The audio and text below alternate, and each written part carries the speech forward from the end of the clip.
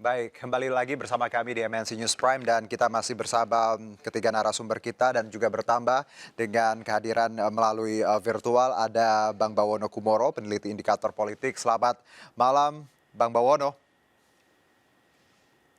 Malam Mas Herjuno. Iya, terima kasih sebelumnya sudah menyempatkan waktu. Kita sedikit elaborasi top 3 luar biasa Baik. dinamikanya, masing-masing punya penjabarannya. Tiga nama ini tentunya keluar dengan ya prediksi beberapa memang ya seperti inilah. Tapi yang menarik Anies naik seperti itu, Ganjar tetap di atas tapi agak turun. Sementara Pak Prabowo let's say mungkin agak stagnan. Bagaimana elaborasinya? Silakan. Iya, memang kami baru saja merilis temuan survei terbaru kami tadi siang gitu. Survei ini dilakukan 30 Oktober sampai 5 November 2022, Mas Oke. Herjuno. Kami berusaha untuk melihat apakah ada dampak dari deklarasi capres, terutama yang dilakukan oleh Partai Nasdem terhadap Anies Baswedan, terhadap perubahan elektoral para bakal calon presiden. Baik. Dalam survei kami selama tahun ini, 3 nama teratas memang selalu ditempati oleh Pak Ganjar Pranowo, Pak Anies Baswedan, Pak Prabowo Subianto. Tapi sebelum survei ini, itu polanya adalah Pak Ganjar di nomor 1, Pak Prabowo di nomor 2, dan Pak Anies di nomor 3. Nah ternyata setelah dilakukan deklarasi capres oleh Partai Nasdem pada tanggal 3 Oktober lalu, ada dampak elektoral yang cukup signifikan gitu ya, mencolok gitu ya. Artinya nama Pak Anies Baswedan itu meningkat baik dari segi popularitas maupun elektabilitas. Jadi deklarasi capres terhadap Anies Baswedan itu membuat nama beliau ini jadi lebih dikenal oleh publik gitu ya, dikenal oleh publik, mengundang atensi publik dan juga membuka peta politik ke depan semakin semakin terbuka gitu ya. Artinya sebelum deklarasi capres ini kan nama-nama itu masih kita dengar di secara senyap, secara sepi gitu ya. Belum terbuka gitu ya. Tapi deklarasi yang dilakukan oleh Partai Nasdem lalu itu membuat elit politik itu semakin gencar dalam melakukan komunikasi, dengan kata lain, politik. Bang Bawono, bahwa deklarasi Nasdem kemarin untuk Anies itu seperti wake up call ya, bahwa seperti itu. Kita bisa lihat misalnya tadi malam KIB semakin melakukan komunikasi politik yang intensif di antara mereka. Partai Gerindra pun, partainya Pak Riza Patria juga semakin komunikasi intensif dengan Partai Kebangkitan Bangsa, dengan Caimin gitu ya.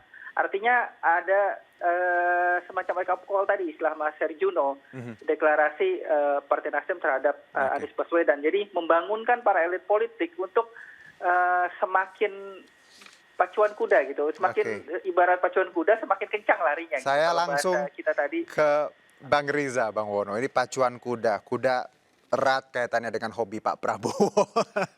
Bang Riza, ini yang lain ya sudah ancang-ancang bahkan menyalip Pak Prabowo. Teman-teman di Gerindra sendiri ada pertemuan KIB seperti itu. Ada approach seperti apa untuk melihat bahwa ancaman ini sudah semakin dekat? Popularitas, elektabilitas dua rekan yang lain mulai terbangun seperti itu.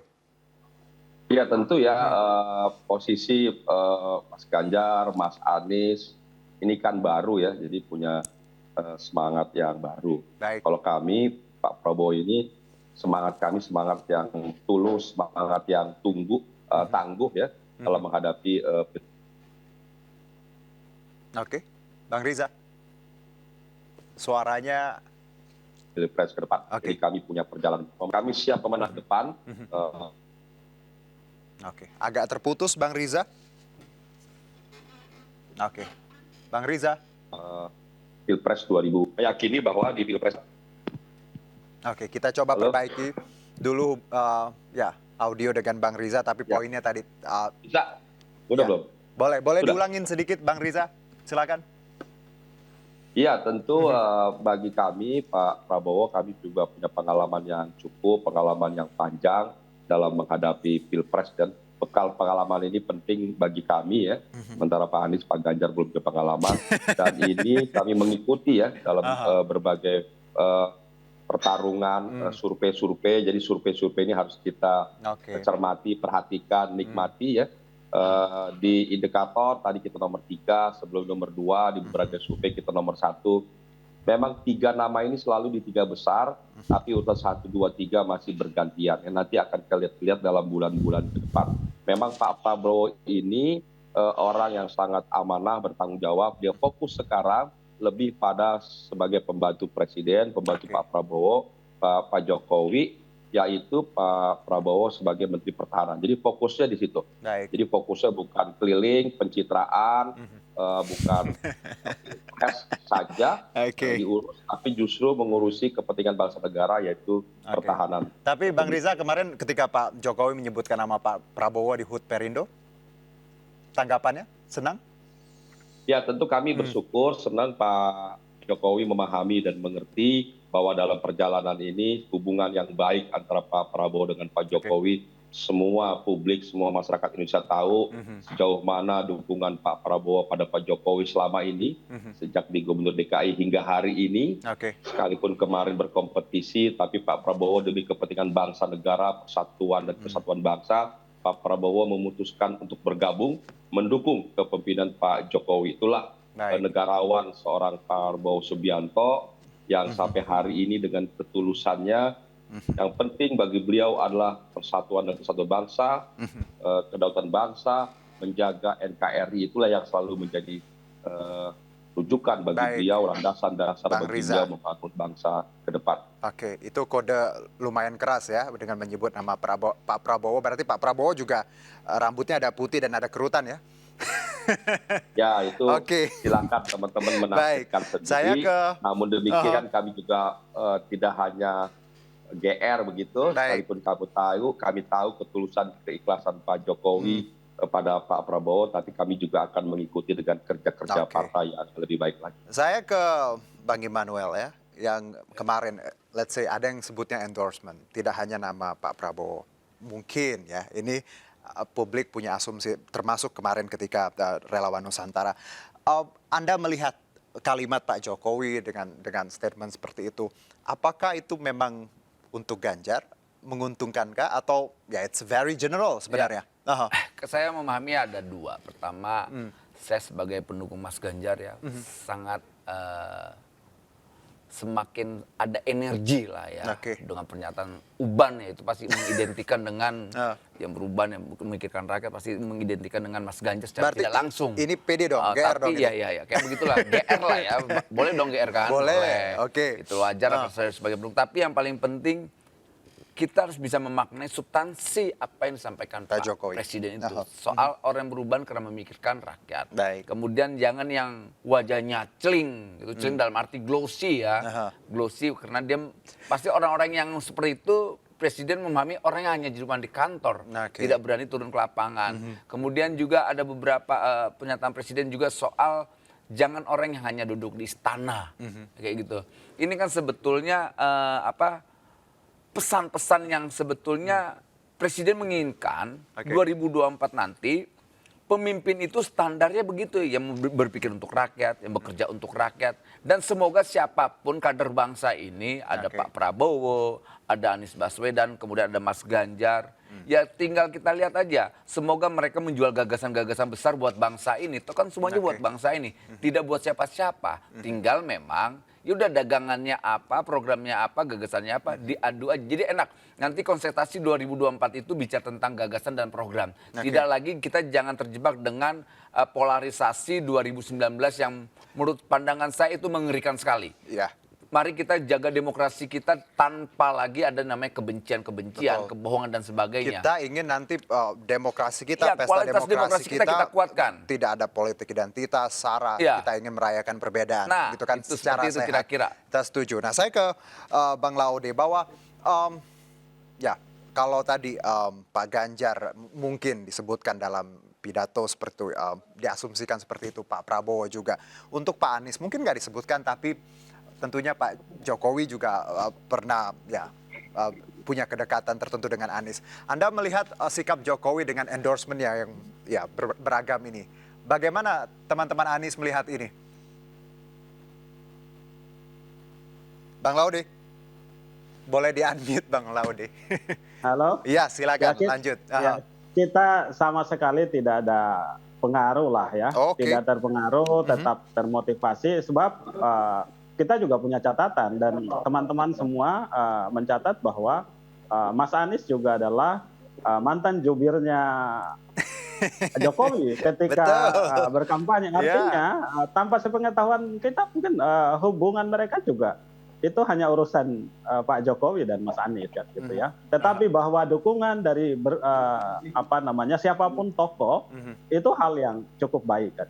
Oke. Dan bagus untuk demokrasi kita ke depan. Ya, Yang pasti bagaimana dukungan itu kemudian karena kita bicara pemimpin, kita bicara kualitas, ya tentu yang harus paralel. Ya, isyarat yang dimunculkan, kriteria yang dimunculkan adalah kriteria atau isyarat yang kemudian paralel dengan kualitas kalau seseorang kemudian bekerja. Ya, akan sangat susah kita mencari korelasi misalkan rambut putih dengan kinerja. Kan gitu ya. Karena ada yang bilang, Bang Laude, don't judge the book by its cover kan ya. Jangan menilai dari penampilan. Wajah Sling dengan kinerja. Oke. Saya kan menjadi khawatir juga nanti kalau Bang Noel begitu, jangan sampai Tapi kan kebalikan dari kriteria itu kan mungkin Mbak Puan gini itu. Bang Laude, ibaratnya Mbak Puan itu rambutnya hitam kan gitu ya, wajah itu ini. Oke. Bang Noel perlu menjelaskan juga kan. baik. Anies juga rambutnya putih loh. Tuh, Bang Laude, Ya, Pak Anies rambutnya putih, nggak ada uban ya atau ya kalau kita laki-laki tinggal nunggu waktu lah uban nanti ya, tinggal cepat Baik. cepat Tapi atau enggak. Bang Laude, saya boleh bertanya soal ini. Siap. Ada viral video ya, Pak Anies sempat bilang tidak akan maju kalau Pak Prabowo masih jadi capres. Siap. Gimana nih? Saya tahu persis video itu karena Aliansi Nasional Indonesia Sejahtera Anies itu deklarasi pertama itu 6 Juli 2018 untuk kontestasi pemilu 2019. Video itu diambil dari bulan Oktober 2018 saat Mas Anies diwawancara di Mata Najwa. Jadi konteksnya adalah konteks Pilpres 2019. Oke. Ya. Konteks 5 tahunnya terkait dan tidak hanya potongan itu panjang. Mas Anies bercerita bagaimana komitmen beliau terhadap PKS, terhadap Gerindra, menuntaskan janji kampanye. Itu adalah menuntaskan janji kampanye di Jakarta itu adalah cerminan dari perwujudan cita-cita Partai Gerindra dan Partai PKS yang mendukung beliau di Pilkada DKI. Berarti Bang Laude itu yang beliau konteksnya ceritakan. sudah lawas ya betul, pada saat betul. itu. Jadi beban etika yang sempat Anda sebutkan ya karena bekerja sama untuk DKI kemarin sudah bebas seperti itu ya. Iya, Oke. dan itu juga sudah dicontohkan oleh kita seperti yang diungkapkan oleh Pak Bang Ariza tadi, ini senior saya, ya bagaimana hari ini Pak Prabowo pun jabat tangan dan menjadi kabinetnya Pak Jokowi kan gitu. Oke. Bang Riza. Padahal di 2019 kita berlawanan. Baik, Bang Riza silakan ditanggapi sedikit saja. Ya, saya kira itu biar masyarakat ya menilai ya soal tanpa Anies ya. Saya tidak ingin compare terlalu jauh ya. Itu kita memang kembali kepada masing-masing pribadi menilai pernyataan itu ya. Memang itu betul disampaikan di 2018. Pernyataannya tidak akan mencalonkan bila Pak Prabowo menjadi calon. Ya silakan masyarakat yang menilai. Bagi kami adalah Pak Prabowo seorang yang sangat negarawan, seorang demokratis, tidak pernah melarang, apalagi menghalang-halangi, mengganggu siapapun ya, putra-putri terbaik bangsa untuk mencalonkan. Ya. Sekalipun Bapak Prabowo yang mengusung, mencalonkan Pak Anies di DKI Jakarta, bahkan ikut kampanye, seperti saya sebagai seorang kader yang selalu didukung, disupport, dibantu, dibesarkan. Tentu bagi saya adalah sangat berterima kasih pada beliau Pak Prabowo. Baik, jadi walaupun tadi videonya lama, tapi silakan publik. Dan saatnya sekarang bagi saya pribadi ada juga Prabowo di 2024 menjadi penting bagi saya sebagai bentuk rasa syukur terima kasih saya pada Pak Prabowo. Oke, berarti dengan kata lain Pak Prabowo tidak melarang siapapun untuk mencalonkan, tapi video tadi bisa kita terima dari teman-teman Gerindra? Ya silakan, itu kan penilaian masing-masing ya. Jadi yang penting beliau itu orang yang tadi saya sampaikan orang yang cerdas, yang berwibawa, tangguh, Oke. berani, juga tegas, dan dia adalah orang yang sangat baik. Baik, saya ke Bang Bawono, bahwa ya naik turun ya berubah biasa itu, dan besok juga bisa berubah sesuai tadi bagaimana popularitas, elektabilitas. Kalau kita lihat Prabowo sendiri, PR untuk seorang Prabowo, Mas Bawono, karena kita tahu bahwa beliau sudah berapa kali mencalonkan, beliau juga banyak disebutkan sebagai kingmaker. Maybe this is one last shot untuk seorang Prabowo. Apa yang harus diperbaiki dari semua ini agar tadi tidak disalib oleh rekan sendiri seperti Pak Anies, even ada nama Ganjar atau nama-nama lain. PR-nya terbesar apa untuk Prabowo dan Gerindra? Iya, Mas Juno. Kalau merujuk hasil survei kami, popularitas Pak Prabowo itu berada di angka 95,7%. Itu artinya hampir 100% orang Indonesia itu mengenal beliau, gitu ya. Tapi dari hampir 96% orang Indonesia mengenal beliau, itu sekitar 78,8% saja yang suka beliau, gitu ya. Artinya khusus bagi Pak Prabowo, PR-nya adalah bukan lagi mengenalkan beliau kepada publik, tapi bagaimana kawan-kawan di Partai Gerindra, Pak Riza Patria dan teman-teman itu membuat publik lebih suka lagi kepada Pak Prabowo, gitu ya. Oke. Memang saat ini Pak Prabowo belum bisa berkeliling, gitu ya, ke daerah. Itu juga tadi kita lihat itu sebagai salah satu sebab mengapa misalnya Pak Prabowo saat ini elektabilitasnya cenderung stagnan, gitu ya. Oke. Nanti kalau misalnya beliau sudah berkeliling ke daerah, gitu ya, seperti apa yang dilakukan oleh Anies Baswedan saat ini, saya kira akan ada perubahan-perubahan yang mungkin saja akan positif, elektabilitas beliau kembali rebound atau kembali naik secara perlahan-lahan, gitu ya. Karena peningkatan elektabilitas yang dialami oleh Anies Baswedan saat ini tidak dapat dipungkiri juga ada kontribusi dari safari-safari politik yang beliau lakukan selama 2 bulan terakhir.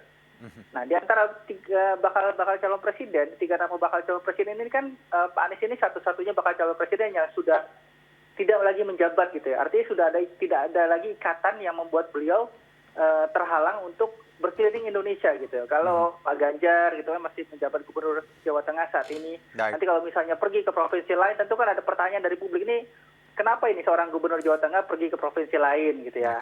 Apa tujuannya, gitu? Apakah ini kampanye terselubung atau apa? Begitu juga Pak Prabowo. Pak Prabowo kan masih menjalankan amanah dengan baik, kira tadi seperti disampaikan oleh Pak Riza Patria sebagai Menteri Pertahanan, gitu ya, pembantu Presiden, menjalankan tugas-tugas di Kementerian Pertahanan dengan sangat baik, dengan sangat cakap, gitu ya. Jadi beliau memang belum berkeliling ke daerah-daerah di Indonesia untuk memaksimalkan potensi elektoral atau modal elektoral saat ini beliau miliki. Baik, Bang Bawono. Jadi Anies Baswedan memang dalam kondisi saat ini itu agak sedikit lebih diuntungkan dari 2 bakal calon presiden karena yang sudah lain. deklarasi, gitu. Dan sudah tadi sudah ya. Deklarasi, tidak ada ikatan kunjungan seperti itu. Membuat beliau terhalangi untuk pergi kapanpun, kemanapun, dimanapun. Baik, Bang Bawono. Saya langsung ke GB Mania. Tertinggi ya, selalu memuncaki survei, tapi belum dideklarasikan. Let's say di hold. Dan saya pernah berbincang juga dengan elit PDIP bahwa they don't see survey as something, important. Ya, mereka punya pandangan sendiri. Percuma survei selalu tinggi ya, bukan itu pertimbangan. Mungkin salah satunya ya untuk PDIP. Tapi saya rasa gini, hasil riset lembaga survei semua kan bisa menjadi gambaran lah ya, menjadi rujukan dan menjadi pertimbangan PDIP. Semoga harapan kita sebagai pendukung Mas Ganjar ini bisa terwujud, karena tidak mungkin juga PDIP, partai yang rasional, harus gambling menyalonkan kandidat yang secara elektabilitas itu rendah. Karena kan tidak punya dampak elektoral. Tidak akhirnya. mungkin. Loh iya, itu tidak mungkin. Partai itu rasional, tidak mungkin emosional. Gitu loh. Nggak mungkin mereka tidak memakai, ya walaupun partai itu punya standar-standar atau mekanisme-mekanisme yang... Tapi kita tahu prerogatifnya ada di Ibu Mega. Ya itu betul. Tapi harus dipahami juga, cari partai politik yang ujungnya tidak mau menang. Cari, pasti semua pengennya menang. Nah, tinggal memang soal strategi. Nah, hari ini kan kami melihatnya Mas Ganjar satu-satunya kandidat yang punya elektabilitas dan juga memiliki dampak elektoral buat partainya. Gitu. Jadi saya meyakinkan sampai detik ini bahwa pilihan PDIP untuk nantinya tiket yang ada dimiliki oleh PDIP jatuhnya pasti ke Mas Ganjar. Dan ada momen hari ulang tahun PDIP itu di Januari, PDI kan selalu, Bu Mega selalu menyampaikan tunggu momen yang tepat. Dan saya yakin momen ulang tahunnya PDIP, rakyat akan diberikan hadiah tiket buat Mas Ganjar maju di 2024. Kalau tidak? Kalau tidak ya nggak masalah. Kita lihat, saya yakin gini, kan kita bukan soal siapa presiden 2024. Yang paling penting siapa yang bisa, kita ini butuh figur yang bisa menyatukan bangsa ini selain kerja, bisa bekerja, tapi yang bisa menyatukan bangsa ini. Kita kan udah letih dengan polarisasi kemarin 2019. Kita butuh figur, siapa figur ini? Itu loh. Jangan kita terjebak lagi dengan logika-logika yang partisan yang akhirnya merusak persatuan bangsa ini kan. Tadi Bang Reza, senior saya ini juga bicara tentang kepentingan bangsa yang harus didahulukan. Nah kalau bicara tentang kepentingan bangsa, sederhananya saya sih gini, lebih baik nanti misalnya kayak gini, misalnya Pak Prabowo aja jadi presidennya, kemudian Ganjar dan Anies jadi wapresnya, atau sebalik kayak gitu. Kan ini bicara buat kepentingan bangsa, gitu. Apa salahnya gagasan-gagasan seperti ini? Atau juga tidak melanggar konstitusi kalau ada kepentingannya buat bangsa. JB Mania, kalau saya lihat dari pernyataan Bang Immanuel tadi, ya pede tapi tidak ambisius. Saya tidak terlalu masuk pada logika partisan atau logika follower ya. Saya maunya ke depan ini agar semua para calon pemimpin bangsa ini, yuk kita bicara soal penguatan demokrasi. Kita butuh figur yang bisa menyatukan bangsa ini. Hari ini kan krisis bangsa ini pasca 2019 kan apa? Polarisasi. Jadi dengan kata lain misal Pak Prabowo capres, Pak Ganjar wapres, no problem. Gak masalah untuk kita. Saya ke Bang Riza.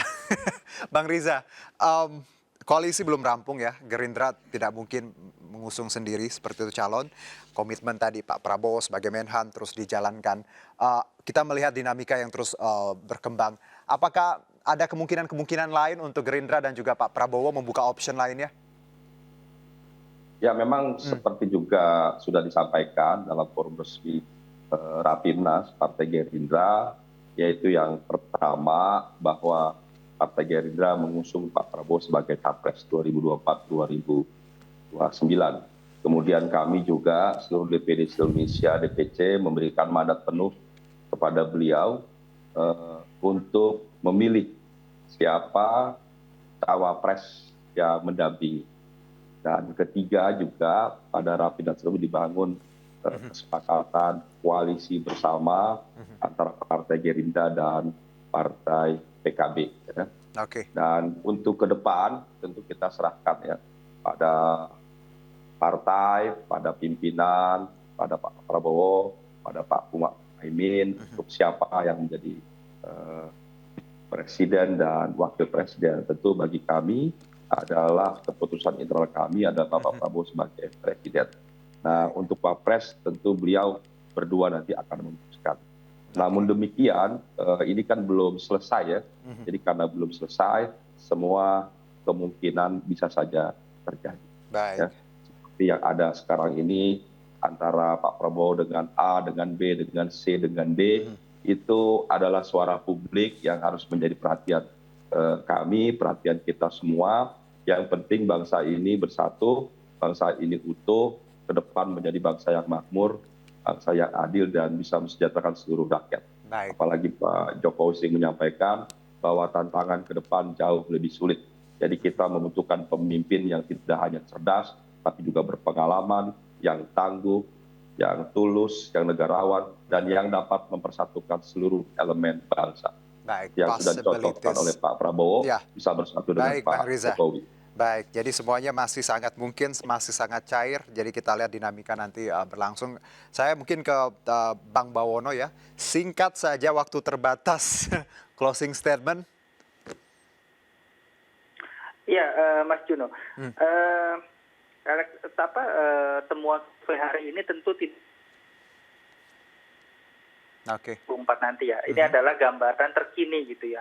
Tapi bahwa survei memang tetap harus menjadi panduan gitu, pedoman bagi para bakal calon presiden, bagi kandidat, bagi partai politik untuk melihat tren elektabilitas, kecenderungan pemilih terhadap jagoan mereka masing-masing gitu ya, terhadap bakal calon mereka masing-masing. Jadi survei yang keluar hari-hari ini itu bukan gambaran akhir dari sebuah hasil pemilu 2024, tapi dia menjadi acuan, indikator gitu bagi kecenderungan pemilih di ke depan selama 1 tahun ke depan kurang lebih ya, kita sudah memiliki pasangan calon presiden. Nanti tentu kalau sudah ada pasangan calon presiden akan berubah lagi bagaimana peta elektoral menuju 14 Februari 2024. Baik, saya ke Bang Laode. Bang Laode, mohon maaf sekali waktunya terbatas, tapi saya punya satu pertanyaan, satu kata untuk seorang Anies. Ya, Anies Rashid Baswedan sangat kuat di ide, ya, gagasan, Satu kemudian kata Bang Laode, sangat kuat ya. Ya. Oke, kalau Dan dari karya nyata, track record. panjang. Oke, Bang Riza satu kata untuk Pak Prabowo. Disimpulkan dengan track record maksudnya. Oke, Bang Riza satu kata untuk Pak Prabowo. Negarawan. Oke, good. Bang Immanuel. Anak muda yang berani untuk memimpin bangsa ini. Oke, ada yang lebih dari satu kata, ada yang satu kata. Terima kasih atas waktunya. Tapi ingat, survei ini hanya acuan, bukan hasil final. Semua masih bisa berubah. Kerja keras yang kita tunggu dari banyak pemangku tadi kepentingan. Dan tentunya yang kita cari adalah pemimpin yang tadi kualitas, integritas semuanya paralel ya. Untuk Indonesia yang lebih baik, untuk Indonesia yang jauh lebih matang di 2024. Terima kasih Bang Riza, Bang Bawono, dan juga Bang Laode, Bang Immanuel. Sehat-sehat untuk kita semua. Terima kasih untuk perbincangan singkat hari ini. Terima kasih. Baik, dan kita akan jeda terlebih dahulu, tetap bersama kami di MNC News Prime.